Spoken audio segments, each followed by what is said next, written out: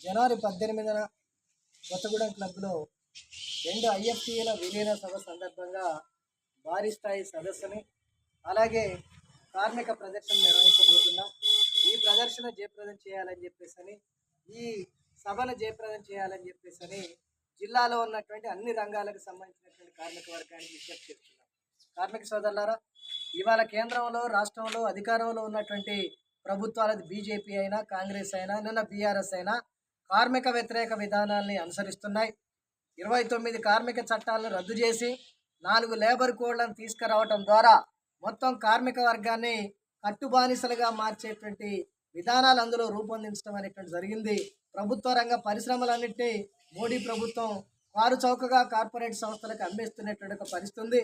ప్రభుత్వ రంగ సంస్థల్లో పనిచేస్తున్నటువంటి ఉద్యోగులందరూ ఉద్యోగాలు ఊడబీకి అవుట్సోర్సింగ్ కాంట్రాక్ట్ పద్ధతిలో తీసుకురావడం అనేటువంటిది జరుగుతోంది. ఒకనాడు సింగరేణి సంస్థలో 1,16,000 మంది కార్మికులు ఉన్నటువంటి పరిస్థితి నుంచి ఇవాళ 40,000 మందికి పర్మనెంట్ కార్మికులు తగ్గిపోగా 35,000 మంది కాంట్రాక్ట్ కార్మికుల్ని ఇవాళ సింగరేణి సంస్థలో వినియోగిస్తున్నటువంటి పరిస్థితి అనేటువంటిది ఉంది. ఈ రకంగా ప్రభుత్వ రంగ సంస్థలన్నింటిలో కాంట్రాక్ట్ కార్మికులు అవుట్సోర్సింగ్ కార్మికుల్ని పెంచడం ద్వారా ప్రభుత్వ ఉద్యోగుల్ని తగ్గించడం ద్వారా కాంట్రాక్ట్ కార్మికులకు కనీస వేతనాలు అమలు చేయకుండా చట్టబద్ధమైనటువంటి సౌకర్యాలు అమలు చేయకుండా వాళ్ళ శ్రమను విచ్చలవిడిగా దోసుకుంటున్నటువంటి ఒక పరిస్థితి అనేటువంటిది కొనసాగుతున్నటువంటి సంబంధంలో ఈ 4 లేబర్ కోడ్లను తీసుకురావడం ద్వారా మరింత కట్టుబానిసలుగా మార్చేటందుకు బానిసల్లాగా చేసేటందుకు ఈ 4 లేబర్ కోడ్లు రూపొందించడం అనేటువంటి జరిగింది. దీనికి వ్యతిరేకంగా బలమైనటువంటి కార్మికోద్యమం నిర్మించాల్సినటువంటి అవసరం అనేటువంటిది ఉంది.